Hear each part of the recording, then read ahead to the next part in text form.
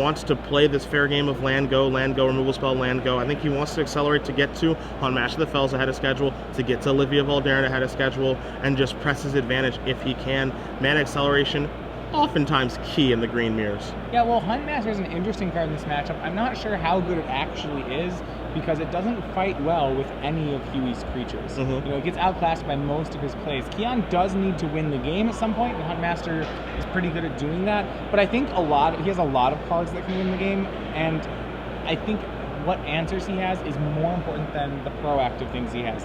I think he'd much rather see something like Olivia Voldaren than actually see Huntmaster of the Fells. And we're going to see Nourain take a mulligan here, and I wouldn't be surprised to see him take some aggressive mulligans in this matchup because he knows exactly what he's against. He's working on perfect information as far as deck lists are concerned, so he knows exactly what kind of hands he needs to try to win with. You know, Rakdos Returns hands, those are not going to cut it here. You know, Garruk Primal Hunter hands, no, I'm not interested in that. Even a hand that involves Thragtusk, not you for this matchup. I need a hand that interacts with my opponent early and often. Rakdos' Return, interesting you mentioned the card.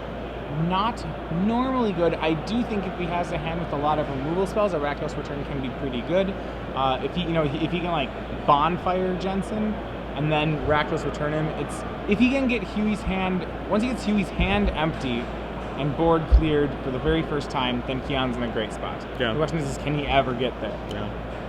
Jensen going to keep his 7, and you know, the thing about Jensen's deck is that it has so many hands that it can keep, that it's not a deck that does mulligan often. It is a deck that does mulligan poorly, but it's not a deck that does mulligan very often. So you're oftentimes going to see him keep a 7-card hand. You know, maybe keep, you know, not the best of hands, but his deck does have the ability to, quote, get there. So you're going to see a 6-card hand here from Nourain. Well, you mentioned that Ramp is one of those archetypes that I think is one of the archetypes that mulligans the worst in Magic. Because when you mana accelerate, you have to hit your land drop and have the accelerant. It's way easier to do that when you have more cards. So he's going to start off with an Arbor Elf, Will Jensen. There is a Tragic Slip over there in Nourain's hand. Wouldn't be surprised to see him pull the trigger on that. Do a little trading of 1 for 1 early and often so that Jensen can never get a storm built up, for lack of a better term. Here is that Tragic Slip, a Rootbound Crag, and Nourain will pass the turn back. Well, Nourain had an interesting decision there. He had a Bonfire of the Damned in his hand as well, and I think he wasn't sure whether or not he wanted to Tragic Slip immediately or get greedy and Bonfire for 1 on turn 3. Okay. He went with the Tragic Slip. It's interesting because while, you know, it's really important to get those mana creatures, he also needs to make sure, you know, if he spends all his early turns just removing mana creatures, you know, Huey can't just play a Hydra on turn 5. Yeah. That is something that is available to him. So Nourain does have that Bonfire. He does not cast it for 1, so Jensen's going to get in for 1 with that Avacyn's Pilgrim. Here is an Elvish Archdruid and going to pass the turn back. You see Nourain does have a Putrefy in his hand at the ready to take care of that Archdruid, but he opts not to. Dreadbore the draw here for Nourain. I really like Nourain's draws here. I think this is what he wants to be doing in the matchup. I think I'm not the biggest fan of that Tragic Slip early on. I think, you know, this turn he could have done something like Bonfire for 1 and Tragic Slip. But either way, he is adequately answering all of Huey's plays. Here's an Elvish Visionary, gonna cantrip for Jensen, does draw him a land. In for 1 comes the Avacyn's Pilgrim. Jensen going to play a land and pass the turn back, so he's up to 4 mana, as we're being informed right now. For those of you curious about our Sealed Classic, 166 players have showed up for that, coming out for the Mythic Madness this weekend. So thank you to all of those players who have joined us for our Sealed Classic here in New Jersey. Alright, so what we see with Nourain, he's done a good job of taking care of all these mana creatures. Now what he's hoping is that his deck is going to be able to turn the corner. What I mean by that is make a play like an Olivia, like a Huntmaster, something that can actually start to win the game now. He has stopped, you know, Huey hasn't resolved anything really big right away. However, like I said before, Huey can't always just play 5 lands and tap them and make, you know, a Wolfie or Silver. That's what we see here. So, Nourain looking for a top deck. He knocks the top of his deck. Let's see what he found. That is a Thragtusk, which Thragtusk tussles with a lot of things. But one of them it doesn't tussle with is Wolfie or Silverheart. That is correct. Wolfie or Silverheart right now is just a 4/4. Will be at least an 8/8 once Huey pairs it with something. How about another Silverheart? So now those are 12 12s. Thragtusk going to fall underneath the bus against this And now Huey going to play a Temple Garden, going to pass the turn back, and this is exactly what you mentioned, in which Nourain got a draw that he wants to have, but Jensen can just do this. He can just find lands, cast his spells as normal, and put out 2 12/12s like he has here with double Wolfir Silverheart, and say, hey, Kiyan, what can you do about this? Because Maelstrom Pulse, that card does not exist. Wolfir Silverheart was basically one of the all-stars out of Innistrad block constructed. The card was almost unanswerable in the format. That card dominated Pro Tour, Avacyn's Restored, and right. Barcelona all day, every day. Arguably the best card in that format to go along with Bonfire of the Damned. As you see Nourain with just 3 cards in his hand, Jensen draws his card for the turn. You don't know if he has the Mondo combo of Garrick, Caller of Beast, use the -3 and put Craterhoof Behemoth into play, but he might. I believe he has both of them in his hand. Oh boy. To be fair, he's already quite ahead on the board. He doesn't, that probably doesn't need the combo, but I believe he has both. Well, you see the future Hall of Famer considering his options for the turn. What to do? Is it time to go for the combo part of his deck, try to get this game more worth, or can he just keep serving with 2 12/12 Wolfir Silverhearts? Well, if he has the combo, that's 38 trample. I can't imagine there's too many things he would want to do differently. I think Huey's going to agree with you. He's going to put this into play. He's going to -1 this. Craterhoof Behemoth trigger's going to happen. Let's get big. And you see Nourain's going to go, what exactly? How does this work here? How bad is this for me? He does have a Putrefy. So hitting 1 Silverheart, that takes a fair amount of damage off the board. And this is probably in response to the Craterhoof trigger that he would do this.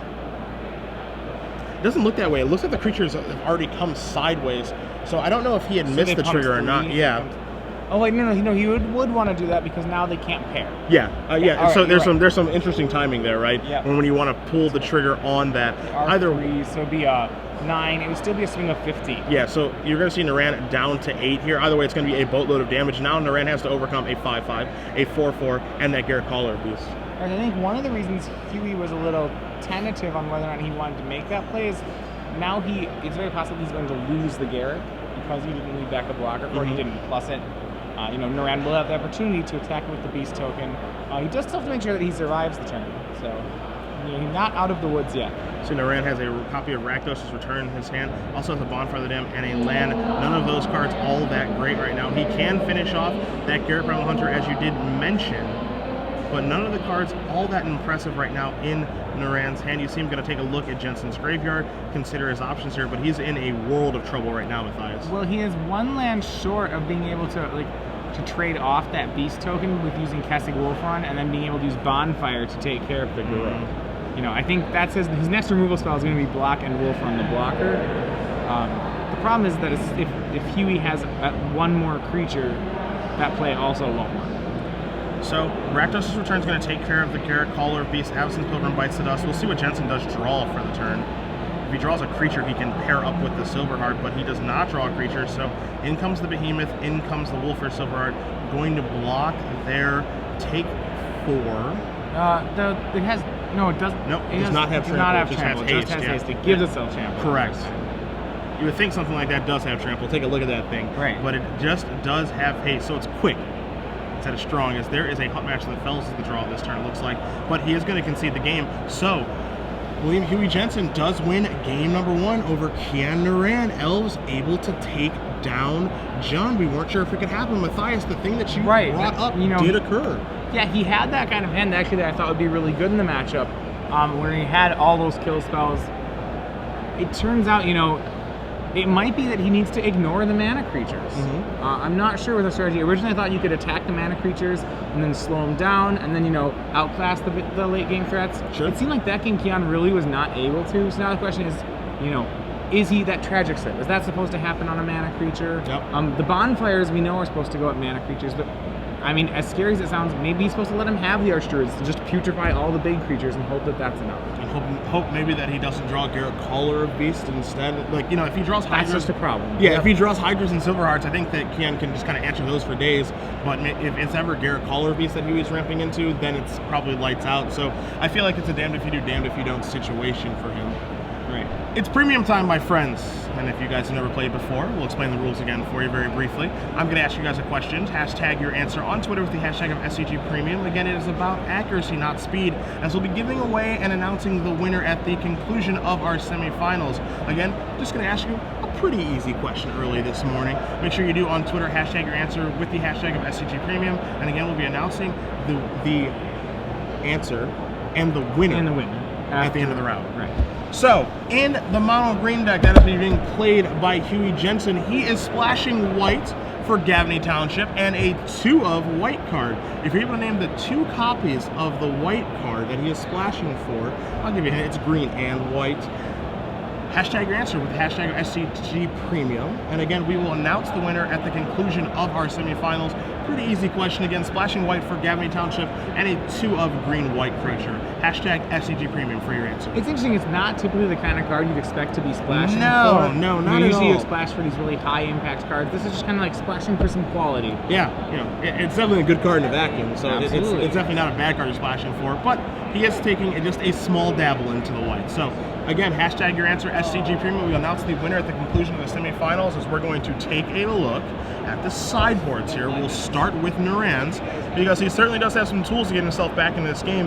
A card that really doesn't interest me here, Matthias, is Barter and Blood ×2 because it is often a card that you want for Bant Hexproof, but it seems like it's a whole lot better here where we saw that double Wolf or Silverheart draw would have destroyed that. Well, I think what I like about it is that it's a black removal spell and not a red one. So we saw Bonfire the Damned was a little weak there. It's really good at killing mana creatures, but that's all it's going to do in this matchup. All the things that Huey plays are far too large to get Bonfire. So what I like about Barter and Blood is that it is that sweeper that can actually sweep Huey's creatures. Yeah. You see the other options on the screen there. Golgari Charm, an additional one. I wouldn't be surprised to see that come in. Same thing for the Tragic Slip as well. Curse of Death Soul I do kind of like here. It is expensive though. And then Liliana the Veils ×2. I think if he is able to take care of those mana creatures, then Liliana can start ticking up, and then when Huey does play a Colonial Hydra, it'll probably be the only creature that he does have in play, and then Liliana can actually tick down to take care of that. So I actually like that card a lot this matchup. So what I do like a lot of these. I think the Golgari Charm might be an upgrade to Bonfire of the Damned. I don't know if he wants all 4 Bonfires. Really, they only kill mana creatures. I completely agree though with the Barter and Bloods that he'll use. The Tragic Slip's another removal spell that can kill anything, and I think Liliana is great in the matchup. That's do I. You know, remember Huey doesn't have that many threats. If you answer all his threats the first time around, then you win. We saw there Huey had 2 Silverhearts, a Garruk, and a Crater of Behemoth. Sure, that's a lot of stuff, but that's 4 cards. If Kiyan had been able to answer all 4 of them, he probably would have been able to win the game. Curse of Death's Hold, I think, is probably just too expensive for him to use. By the time he would cast it, I don't know if it does anything anymore. Yeah. I kind of feel the same way about it. It could be more of a trap card to sideboard in this matchup. As we take a look at Jensen's sideboard, 3 Acidic Slime, 4 Strangler Guys, 3 Tree of Redemption, 2 Ranger Guile, and 3 Garrett Relentless. Of these cards, I think 3 Acidic Slime is an easy one, and then the 2 Ranger Guiles is the interesting one, and the one I want to ask you about, because it can just simply counter a removal spell, but is it worth it to sideboard in a card that basically says counter your Putrefy, counter your Dreadboard? I think so. The Acidic Slime, I'm only lukewarm on in the matchup. Okay. Against a Jund deck, which is trying to remove all your cards, you need to make sure that every card demands a removal spell. Okay. And Acidic Slime doesn't. It's annoying because Kiyan will lose a land when he plays it, but Kiyan doesn't have to kill the Acidic Slime, and I think that's why I wouldn't want to use it. Ranger's Guile, what's interesting about that one is that say you're attacking with a Colonial Hydra, 1 Ranger's Guile can just make that swing lethal. Yeah. You know, it's not that it's not just playing as a counter spell, it's because when you counter a removal spell with it, your opponent might be taking 10. Sure. So those are the options there for Jensen and the options there for Nourain. A quick update for you guys really quickly. David Reed against Chad Castle. Reed, the 2 seed, does win game number 1 as he was on the play against Castle. So in our Jund mirror, the 2 seed is currently ahead, but they've got at least 1 more game to play.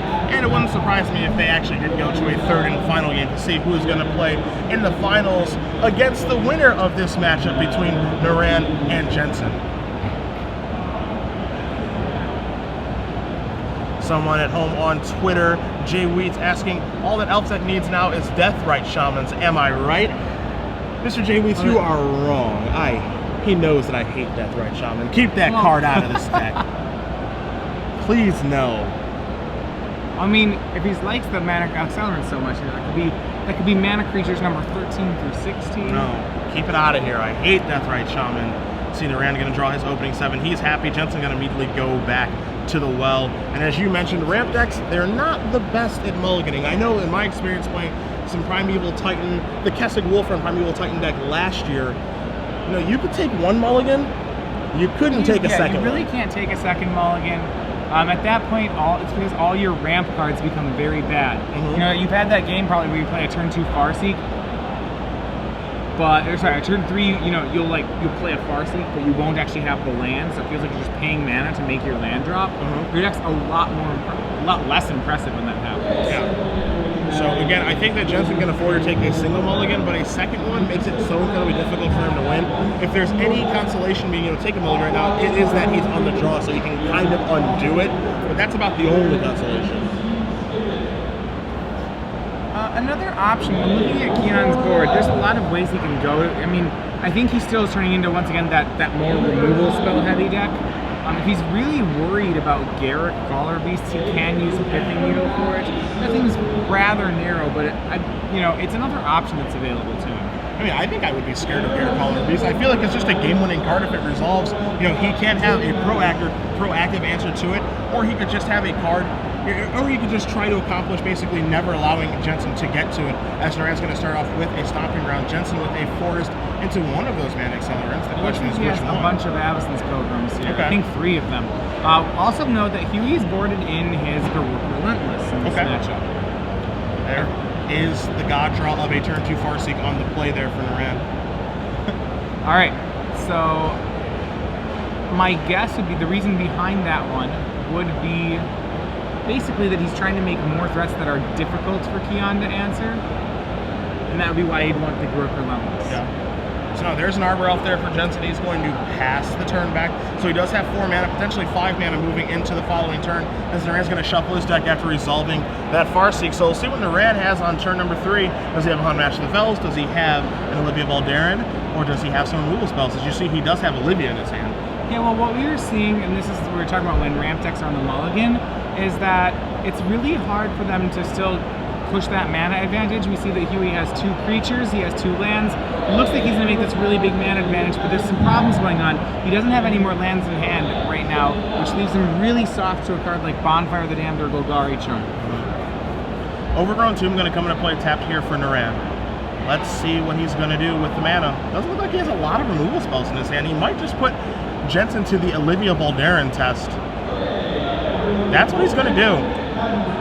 And this is pretty good for Huey in that his mana creatures got to live. Yeah. The problem here for you is that he does not have an additional land, so he's still stuck on that 4 mana. Dodges a Bonfire of the Damned for now, but if there's a removal spell like this one, he's going to get set back to the Stone Age, and that's exactly what Golgari Charm does. Freshly drawn Golgari Charm is really just backbreaking for him. You know, it's a double Stone Ring here. Huey doesn't have any more plays until 5 mana, I don't believe. He has more mana creatures he can go with. So he's sandbagging. He's sandbagging too. Yeah, he only wanted to get 2 for 1 instead of 4 for 1 by the possible Golgari Charm or Bonfire of the Damned. Smart play by the Hall of Famer here, as Nourain is going to finish resolving the Farseek, shuffle up the deck, and we'll see what he has to play on his following turn. Yeah, it looks like Huey does have, I think, a Garruk and a Colonian Hydra as his 2 remaining cards. Yeah. A large Garruk, a 6 mana one. Yep. The Caller of Beast is ready to be deployed if Jensen can find a 6th mana source. But more importantly, what's Nourain going to do on his turn? Is he going to take care of more of these mana accelerants, or is he just going to slam down a boring old threat like a Thragtusk, which oddly enough, I think would make Jensen incredibly happy. Yeah, I mean, Thragtusk I think is really great. Is not a good play for Kiyan right now. It's not really going to impact the board very much. He either wants to attack these mana creatures, or he wants to, have a lot of kill spells. So here's a Hunt Match of the Fells, 2 life and a Wolf token incoming, but if you're Jensen, you're happy. There's a Woodland Cemetery, and if there's no removal spell, which there isn't, can he draw the 6th mana source? He does, and now you see him go into the tank, because is it time to cast the Colonial Hydra, or do you play the Garruk Caller Beast? Well, I think It's really tough. I think you want to go with the Hydra. You just want to challenge the Jund player to kill everything you do. Remember, because if he can't kill it, then it's a 2-turn clock. Well, there is your Hydra. That's the option there for Jensen. So he is going to play that and pass the turn back. And I believe Nourain only has one card left in his hand right now. So he's staring a Colonial Hydra in the face. And can he beat it as he draws a card? Well, the cool thing about Colonial Hydra is that it doesn't just double the number of counters on itself, even though that's what you normally see it do. It has this great interaction with Gavany Township that we saw Huey use in the Swiss of the tournament, where if he puts Gavany Township's his entire team in swings, it'll actually double the counters on all his mana creatures as well. So if Huey does attempt to use the Gavany Township, he can actually make those things into 3/3s, and then they'll just keep scaling up. You see that Nourain is going to read the Hydra, and it's, I think, worth his time to do so to see exactly what this Busted Mythic does. A lot of hype about this card in M14 when it was spoiled as being one of the best green threats at 5 mana we've ever seen. Brian Kibler naturally excited about this card. I think the hype is worth it. I mean, the Hydra, yeah, it's gonna kill in 2 attacks. That's just how the card works. You know, the card reminded me of a card like Spectral Force, Lieutenant Broccoli, from many years ago, but it just feels like it's so much better than that. We actually talked about that yesterday. So, Spectral Force is this card from Future Sight that's up. It was just an 8/8 trample for 5. It was like Spectral Bears. It didn't untap your opponent, didn't have a swamp. And there were decks that would play this card and then, play other cards just to try to cheat it, just to try to untap it. They felt that an 8/8 trample for 5 was so good. And I think that just speaks loads about how Colonial Hydra is just even better than that. It untaps itself and it gets bigger than 8/8.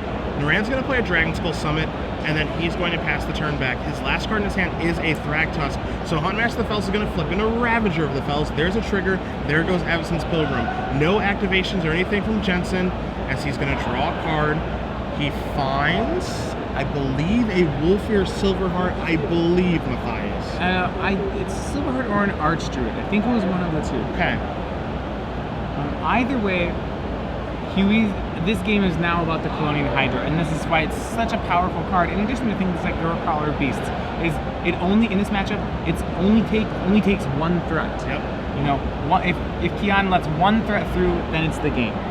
So what's going to happen here now is you see Jensen is going to say attack step, attack with the Hydra, trigger on the stack, activate my Gavany Township, put a counter on the Hydra, put it up to 5, counter on my Avacyn's Pilgrim, put it up to 1. Let's double the counter. So I have a 10/10 Hydra, I've got a 3/3 Avacyn's Pilgrim, and now it's on you to draw something completely insane. Nourain draws his card. It's a Blood Crypt, and he's going to concede the game. Get it. So William Huey Jensen is going to move on to the finals, dispatching another Jund deck. Mono Green Elves not scared of the Jund menace. He'll be playing us at least one more Jund deck this weekend, as our other semifinals match is between David Reed and Chad Castle in the Jund Mirror. Can he do it one more time? After watching that game, I would think that I really like the strategy that he's using against Jund decks, and I would say he's a favorite to do it again. It seems that right now in their configurations, Jund really has to hit all their draws perfectly to deal with this Elves deck. We saw Kiyan really in control there. He Golgari Charmed 2 mana creatures. He had a lot of the game plan he wanted. He had an Olivia, but he slipped up once in letting a Colonial Hydra through, and that one screw up is the entire game. Yeah, and we have a result very quickly from our